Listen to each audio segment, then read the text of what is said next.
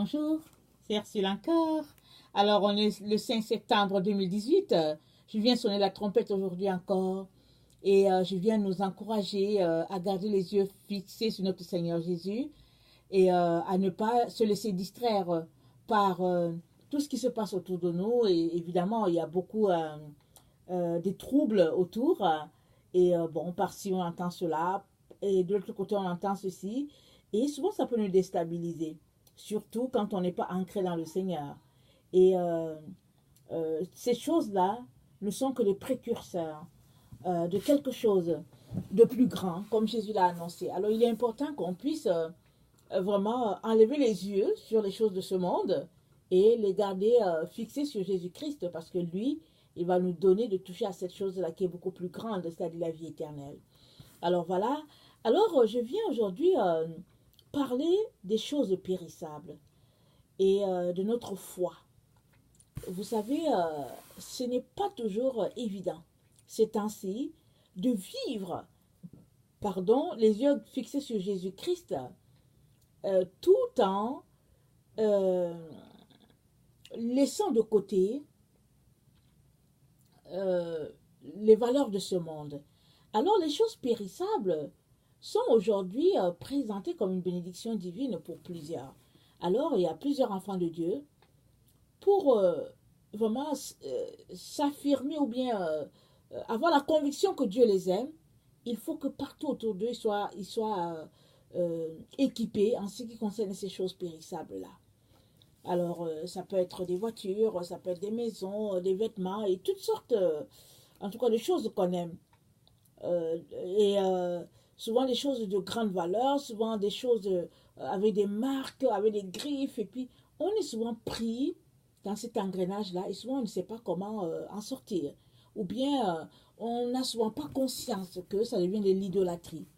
Alors, le Seigneur Jésus-Christ nous interpelle sur ces choses-là parce qu'ils peuvent nous fermer la porte du ciel.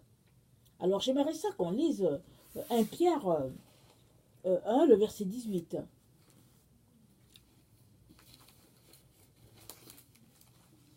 Alors, ça dit ceci. Vous savez que ce n'est pas par des choses périssables, par de l'argent ou de l'or, que vous avez été rachetés de la vaine manière de vivre que vous aviez hérité de vos pères, mais par le sang précieux de Christ, comme d'un agneau sans défaut et sans tache. Prédestiné avant la fondation du monde, il fut manifesté à la fin des temps, à cause de vous. Par lui, vous croyez en Dieu, qu'il a ressuscité des morts et lui a donné la gloire, en sorte que votre foi et votre espérance reposent sur Dieu. Ayant purifié vos âmes en obéissant à la vérité, pour avoir un amour fraternel sincère, aimez-vous ardemment les uns des autres de tout votre cœur, puisque vous avez été régénérés, non par une semence corruptible, mais par une semence incorruptible, par la parole vivante et permanente de Dieu. Car toute chair est comme l'herbe, et toute gloire comme la fleur de l'herbe. L'herbe sèche et la fleur tombe, mais la parole du Seigneur demeure éternellement. Et cette parole est celle qui vous a été annoncée par l'Évangile. Donc voilà, nous avons été rachetés de notre vaine manière de vivre par le sang de Christ. Ce n'est pas par ces choses-là, les choses de ce monde, que nous avons été rachetés. Les biens matériels dont nous avons été rachetés par le sang de Christ. Et si telle est notre situation et notre condition, il est donc important qu'on ne puisse pas mélanger la semence corruptible avec la semence incorruptible. Parce que le sang de Christ, c'est quelque chose d'incorruptible. La vie éternelle, c'est quelque chose d'incorruptible. Alors, comment mélanger le corruptible et l'incorruptible sans être pénalisé? Ce n'est pas possible. Malheureusement, aujourd'hui, les enfants de Dieu ont preuve que Dieu les aime par des choses matérielles. Alors ils vont te dire que, mais comment peux-tu expliquer que si Dieu ne voulait pas, pourquoi est-ce qu'il m'a béni? Dieu, nous donne en fonction de nos prières. Il te sera fait suivant ta foi. C'est ça qu'il est dit. Qu'il te soit fait selon ta foi. Alors si tu pries le Seigneur et que tu aimerais en abondance ces choses périssables, il va te les donner. Mais si tu as aussi la prière de Salomon qui dit, Seigneur, moi je veux juste de la sagesse, il va aussi te le donner. Mais à la fin, tu seras jugé. Parce que l'Ecclésiaste dit, il dit, jeune homme, réjouis-toi, livre-toi à toutes sortes de plaisirs, mais sache que tu seras appelé à un jugement devant Dieu. Alors, quand tu vis avec la conscience que tu es responsable de ce que tu fais, et qu'un jour tu te tiendras devant Dieu pour rendre compte de tout ce qu'il t'a confié, tu ne mènes pas une vie axée sur les biens périssables. Parce que tu sais qu'un jour tu te tiendras devant le Seigneur des Seigneurs pour pouvoir rendre compte de comment tu as géré ce qu'il t'a confié sur la terre. Et l'Ecclésiaste a dit, vanité de vanité, tout est vanité. Alors si tu es un enfant de Dieu, que tu n'es pas parvenu à ce stade-là, de réaliser que tout est vanité, tu risques d'être pris dans l'engrenage des achats à ne plus en finir. Parce qu'aujourd'hui, on s'en va, on achète une chaussure, et puis on se rend compte, oh, la chaussure, elle est rouge, on aurait dû aller chercher la verte. Alors on va chercher la chaussure verte, on dit, oh, on aurait dû aller chercher la griffe de telle maison. Et puis, etc., etc. Et souvent, on vient dans une maison, et puis la personne peut avoir, je sais pas, quoi, disons 20 chaussures, 20 paires de chaussures, les femmes, et chaque chaussure avec chaque couleur, etc., etc. Et on est là, on est pris dans ça. Je ne dis pas qu'il ne faut pas avoir de chaussures, hein, je ne dis pas ça. Mais je parle du fait que on se laisse facilement entraîner par ce phénomène de mode ou bien par la maladie d'acheter, et puis finalement, on reste pris à quelque chose que le Seigneur n'aime pas. Parce que si tu passes ta vie à acheter, sache que tu es en train de pratiquer l'idolâtrie. Et l'idolâtrie, c'est un péché. C'est même le premier péché, parce que Dieu dit, écoute, Israël, l'Éternel ton Dieu est le seul Dieu, tu n'auras point d'autre Dieu devant ma face. Souvent, les achats, l'attachement à ces choses matérielles-là devient un Dieu ou bien des dieux pour nous.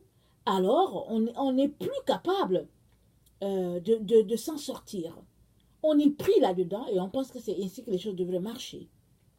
Alors que le Seigneur nous dit que on a été régénéré par une semence incorruptible, par la parole vivante et permanente de Dieu. C'est la parole qui nous a régénérés. Nous avons été rachetés par le sang de Christ et la parole nous a régénérés. Alors, si nous sommes régénérés, comment se fait-il qu'on est encore attaché à ces choses-là? Pardon. Moi, j'ai entendu plusieurs personnes, surtout sur Internet, qui souvent vantent leur bénédiction matérielle. Ou bien les personnes chantent en vantant leur bénédiction matérielle, ou bien les personnes montrent tout ce que Dieu leur a donné. Mais quand on regarde, on se dit, mais tout ça, c'est quoi? Pourquoi c'est ainsi? Et force m'est donnée de constater que c'est parce que le cœur est encore attaché à ces choses-là que on accorde l'importance au bien matériel. Parce que quand ton cœur est à Jésus et que tout ton être appartient à Jésus, en fait, tu ne veux rien d'autre que Jésus, c'est tout. Et puis Jésus est là où tu es. Si bien que vraiment tu avais Jésus et puis cela te suffit. Alors, mes chers frères et chères sœurs, ces choses périssables-là sont une barrière entre notre relation avec Dieu et nous. Parce que Dieu n'est pas dans les choses matérielles. Il a dit, cherchez premièrement le royaume de Dieu et sa justice, et les autres choses vous seront données. En priorité, le royaume de Dieu. Alors c'est quoi le royaume de Dieu? C'est œuvrer pour notre Père. C'est parler de lui aux autres. Se vivre selon les dons que Dieu t'a confiés. Et c'est être passionné pour Christ. Et c'est aller gagner les âmes perdues pour lui. C'est ça. Et il dit, cherche pas mal le royaume et la justice de Dieu, et les autres choses te seront données. Mais aujourd'hui, bon, il y a l'évangile de prospérité qui a envahi la terre. Ça a commencé en Amérique du Nord et puis ça s'est répandu partout. Parce que souvent, on a l'impression que la norme vient des États-Unis. Et, et on est pris là-dedans. On se retrouve à faire les choses comme les autres font. Et puis, en Afrique aussi, l'évangile de prospérité a quitté l'Amérique du Nord et puis c'est parti en Afrique. Et finalement, on se met à faire ces choses-là. On est axé sur, on cherche un peu les biens matériels, on veut une certaine aisance, et puis, bon, voilà. Mais, vous savez quoi? Jésus-Christ a dit, si ton bras doit être une occasion de chute pour toi, coupe-le et jette-le. Alors, vaudrait mieux arriver au ciel manchot, par exemple, que d'avoir les deux bras et puis ne pas arriver. Tout cela pour dire que nous avons besoin de calculer vraiment tout ce que nous voulons sur la terre, de prendre tout ça là, écrit sur une feuille, et prendre tout ça et mettre ça finalement, de venir d'abord prier, et mettre ça devant le Seigneur pour dire, Seigneur, tout ça là, je prends tout ça et puis je jette, et puis on force le papier et on jette. Et en faisant cet acte-là, le Seigneur va venir bénir. Ce n'est pas le fait de faire cet acte-là qui est important. Ce qui est important, c'est le fait que il faut que tu débarrasses de ces choses-là qui t'empêchent d'avoir une certaine intimité avec le Seigneur. Parce que tu es pris dedans. Et puis ces choses-là viennent souvent de la convoitise. On voit telle personne avait une nouvelle voiture, alors on se dit, oh bon, je pense aussi qu'il est temps que je change ma voiture. On est dans une société de consommation partout sur la terre. On achète à ne pas en finir. Et le Seigneur nous dit, ces choses-là, c'est une barrière entre nous et puis lui. Alors il nous revient à toi et à moi de nous débarrasser de toutes les choses que Dieu appelle futilité et vanité et de nous tourner vers lui afin de le chercher, de l'adorer, de l'élever. Parce que Jésus-Christ, c'est lui que nous devons élever. C'est lui que nous devons chérir. Ce n'est pas les choses qu'il nous a données. Si pour toi la richesse, c'est avoir une certaine possession matérielle, alors il y a un problème. Parce que Jésus-Christ, qui est le Fils de Dieu, a quitté tout pour toi et moi. Alors j'espère que toi qui es aujourd'hui enfant de Dieu, vas aussi tout laisser pour pouvoir servir le Seigneur. C'est-à-dire ne pas t'accrocher à cette chose-là, mais t'accrocher à Jésus. Et Jésus fera de toi une source qui jaillira jusque dans les cieux. Et les gens vont venir s'abreuver à ta fontaine. Mais cela nécessite que on puisse se débarrasser de toutes les possessions matérielles. Qu'on puisse les laisser aller parce que ça nous distrait. Et qu'on puisse se concentrer sur ce qui est essentiel. Le royaume et la justice de Dieu. Aller gagner des hommes pour le Seigneur. Alors c'est ça. Je crois que le Seigneur a été assez clair en nous disant, nul ne peut servir de maître. Ou il aimera l'un ou il haïra l'autre. Ou il méprisera l'un et puis il aimera l'autre. On ne peut pas servir maman et puis on ne peut pas servir Dieu et maman. Maman, c'est Dieu de l'argent. Alors, si peut-être pour le moment tu ne sais pas, ou et peut-être ton cœur, il est important que tu puisses le tester. Voir où est-ce que tu penches. Parce que si tu penches plus vers les biens matériels, alors appelle le Seigneur au secours. Et il va venir t'en débarrasser. Parce que les biens matériels, ça devient vraiment une barrière, comme je l'ai déjà dit, mais c'est aussi quelque chose qui vient nous limiter dans notre marche avec le Seigneur. Il y a des personnes qui aimeraient plus de Jésus, mais qui sont tout simplement bloquées, ils ne comprennent pas pourquoi. Souvent, c'est tout simplement que, bon, ces choses matérielles-là prennent ta place, prennent ton temps. Alors, je viens nous encourager à laisser aller le monde avec tout ce que le monde nous présente et à nous tourner vers le Seigneur. Ce n'est que comme ça qu'on pourrait satisfaire, apporter une certaine satisfaction à notre âme. Parce que notre âme soupire après le Seigneur. C'est nous, c'est notre corps, notre chair qui cherche les choses du monde. Mais notre âme soupire après le Seigneur. On a besoin de contenter notre âme. On a besoin de le nourrir. Et notre âme se nourrit des choses spirituelles. De toutes paroles qui sortent de la bouche de Dieu. Alors ton âme a besoin de cela. Pour cela, tu as besoin de renoncer à tout ce qui est vanité, à tout ce qui est futilité, et à te tourner vers le Seigneur et l'appeler au secours. Il ne manquera pas de venir. Alors que le Seigneur vraiment bénisse sa parole et puis qu'il nous donne vraiment de voir comment on peut sortir de ces choses-là et puis de nous tourner uniquement vers lui. Ce n'est pas parce que Jésus est un égoïste qu'il nous dit de nous débarrasser de ces choses-là, c'est parce que ces choses-là vont nous emporter loin de lui. C'est pourquoi il nous met en garde. Alors si nous aimons Jésus, nous allons tout faire pour pouvoir lui plaire en tout temps. Et laisser aller toutes les choses que Jésus-Christ n'aime pas. Alors vraiment que le Seigneur bénisse sa parole, qui nous donne de pouvoir prospérer à tous égards. Si toi tu ne connais pas le Seigneur Jésus, je viens te dire que Jésus-Christ est mort aussi pour toi.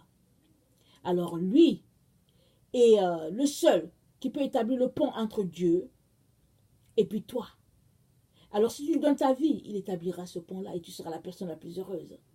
Alors que le Seigneur vraiment bénisse sa parole et qu'il nous donne de garder les yeux fixés sur lui, sachant qu'il est le seul qui va nous délivrer et qui va nous libérer de toutes les vanités de ce monde. Voilà, soyez bénis, je vous aime beaucoup. Dieu davantage. Merci.